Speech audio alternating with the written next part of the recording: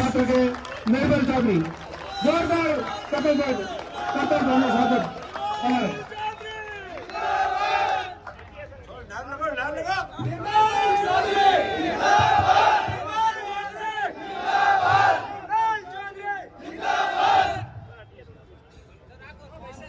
श्री वीर तेजा छात्रावास परिवार में मंच पर आसीन वार्डन श्री अशोक कुमार चौधरी जी, बड़े भाई महादेव खदाव जी, राजस्थान विश्वविद्यालय से पूर्व महासचिव, एनएसयूआई के पूर्व प्रदेश अध्यक्ष और युवा कांग्रेस के प्रत्याशी बड़े भाई अभिमन्यु पूनिया जी, बड़े भाई महेंद्र मान जी, ओम डूडू जी, बाबूलाल जी सारण, भंवर जी, दिनेश जी, श्याम जी, बाकर बिश्नोई जी, राव रिडमल जी, राजेश नैन जी, चंदू जी पीटीआई और समर्थ हॉस्टल वे नौजवान साथियों, ये वीर तेजा छात्रावास एक मां का रूप है जो सैकड़ों और हजारों छात्रों को गोद लेते हैं और इन हॉस्टल से अपना उज्जवल भविष्य बना के देश और प्रदेश की अहम बड़े ओहदों पे जाते हैं। वो बेटे इस देश का नाम रोशन करते हैं, अपने जिले का नाम रोशन करते हैं, गांव घानी प्रदेश का नाम रोशन करते हैं। छात्रावास एक ऐसा संस्थान होता है, एक ऐसा परिवार होता है जिसके अंदर रहने वाले हजारों विद्यार्थियों का एक परिवार होता है, साथियों का एकजुट एक ताकत होती है। जहां भी जाओगे, जिस भी जगह जाओगे, सोचो कई सालों का ये परिवार बसा रहा है, कई सालों का जो एक मजबूत ताकत के रूप में उभर के एक आशीर्वाद के रूप में मिलता है। मैं चुनाव लड़ने से 5-6 महीने पहले कार्यक्रम में गया था, तो आदरणीय आपके वार्डन साहब, इस हॉस्टल के संरक्षक आदरणीय अशोक चौधरी जी का मुझे आशीर्वाद मिला था। इन्होंने कहा, बेटा मेरा तेरे ऊपर पूरा आशीर्वाद है, मेरे साथ साथ पूरे वीर तेजा छात्रावास पूरे परिवार का तेरे ऊपर आशीर्वाद रहेगा। तू अध्यक्ष बन के लौटना वापस आशीर्वाद लेने के लिए। जब मेरा चुनाव का समय था, संघर्षशील समय था, कठिन समय था, उस समय आपके हॉस्टल के कई बड़े भाइयों ने मुझे आके आशीर्वाद दिया। उस संघर्ष के समय में मजबूती थी। बड़े भाई महादेव जी खदाव, महेंद्र जी मान, जब ये लोग आए मेरे बुरे समय में मेरे साथ खड़े रहे, मैंने उस दिन ठान लिया था कि आपके इस तेजा छात्रावास परिवार का मैं जीवन पर्यंत ऋणी रहूंगा। जहां भी मुझे मौका मिलेगा मैं आप लोगों के अधिकारों की, हकों की लड़ाई मजबूती से लड़ने का प्रयास करूंगा। यह आज का दिन मेरे लिए सौभाग्य का दिन इसलिए भी है कि करनाल के अंदर सत्यवादी वीर तेजा जी महाराज का आशीर्वाद लेने के लिए जब मैं मंदिर के प्रांगण में पहुंचा था, तो मुझे एक ताकत सी आई थी, एक एनर्जी मिली थी कि मैं और दोगुनी ताकत से दौड़ूंगा और प्रदेश के युवा साथियों की आवाज को बुलंद करने का प्रयास करूंगा। जिस प्रकार से मैं आपके इस छात्रावास परिवार के अंदर घुसा और मुझे सामने दिखाई दिया श्री वीर तेजा छात्रावास, तो वही ताकत मुझे यहां के भी उसी प्रकार से महसूस हुई। मेरा ब्लड प्रेशर बढ़ गया, एक अलग सी ताकत मिलती है। संगठित परिवारों में जब जाते, वार्डन साहब कह रहे थे मुझे दुख होता है कि आप जोधपुर नहीं जीत पाते हो। वार्डन साहब मैं आपको बताना चाहता हूं, धीरे धीरे आपका तेजा छात्रावास, आपका तेजा परिवार पूरे देश के अंदर आपके छात्रावास का, इस परिवार का नाम रोशन करेगा और इस वीर तेजा परिवार का झंडा गाड़ेंगे हर जगह। लेकिन उसके लिए अपने को संगठित रहना है, मजबूती से रहना है, एक मंच पे रहना है, एक साथ रहना है। अपन इतने कमजोर लोग नहीं है जो जाति समाज धर्म के ऊपर वोट मांगे और जाति समाज में राजनीति करें। ये तेजा, ये श्री वीर तेजा नाम उस नाम से लिया हुआ है जो हजारों साल पहले सर्व समाज की रक्षा करते हुए, सर्व समाज की लड़ाई को मजबूती से लड़ते हुए अपने आप की बलिदानी दे दी थी। तो अपन लोगों को उस बलिदानी के लिए तैयार रहना है कि जिस देवता को अपन पूछते उस देवता के बारे में अपने को पढ़ना भी चाहिए कि अपने लोक देवता ने ऐसा क्या कार्य किया था कि अपन सब लोग आज उनकी पूजा कर रहे हैं, उनके नाम पे हर जगह मंदिर बना रहे हैं। तो अपने अंदर ताकत होनी चाहिए सर्व समाज के हितों की और उनके हकों की लड़ाई लड़ने की, उनकी रक्षा करने की। अपने को आज जरूरत है तो अपनी ताकत और अधिकारों के बारे में जानने की ताकत है, जरूरत है कि अपन कितने ताकतवर है, अपने अधिकार कितने हैं। अपने को गांव ढाणियों से, कमजोर वर्ग से जो लोग आते हैं उनको एक ऐसा मंच देना है कि वो अपने माता पिता के सपने पूरे कर पाए, समाज की उस उम्मीद पे खरे उतर पाए।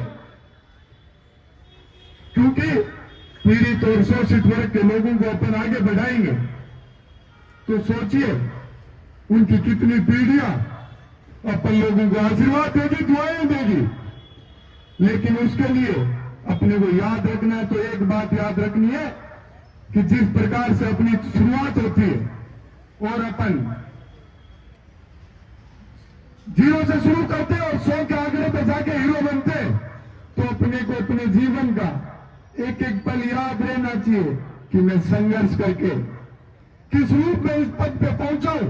तो मेरे हजारों भाई बहनों को मेरे को मजबूती देनी है और उनके बारे में ध्यान रखना है और उनको हमेशा वो जिस भी मंच पे आना चाहे उनको मजबूती से ऊपर खींचना, उनकी ताकत बननी है, ना कि अपन उनको डिस्टर्ब करें।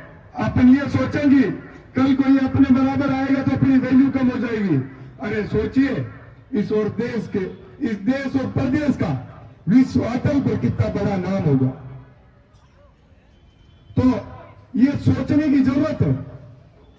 जो आज मजदूर और किसान वर्ग की बात करते उन लोगों की कोई सुनता नहीं। जब अपन लोग कोई पद पे नहीं होते तो क्या करते हैं, किसान गरीब मजदूर की बात करते हैं।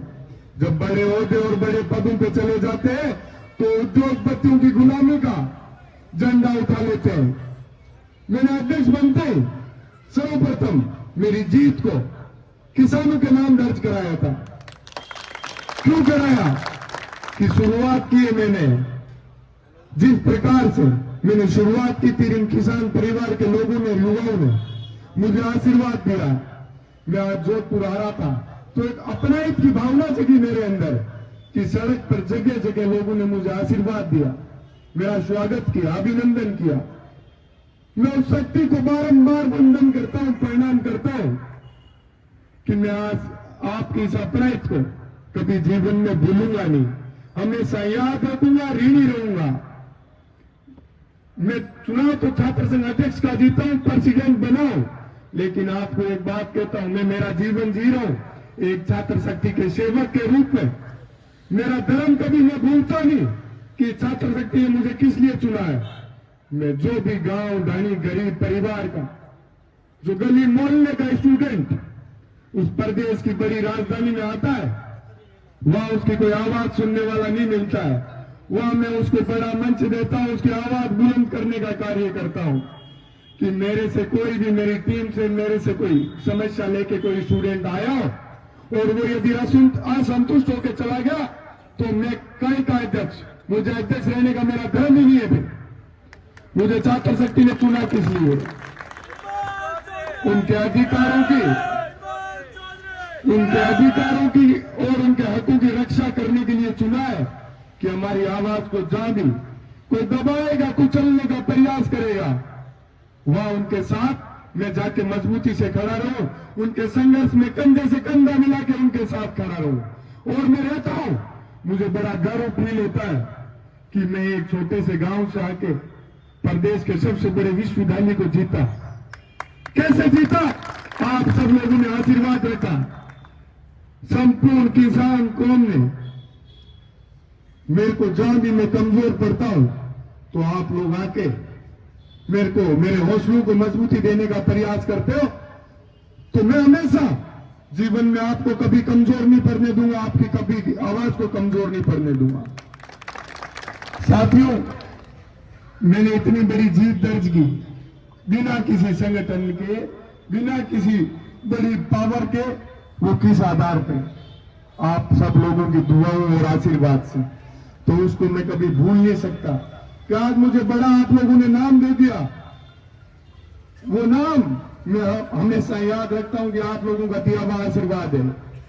यदि मैं न्याय के रास्ते को छोड़ दूंगा, इंसानियत का धर्म भूल जाऊंगा, तो जिस प्रकार से आप लोगों ने आशीर्वाद दिया, आप लोग आशीर्वाद छीन भी लोगे।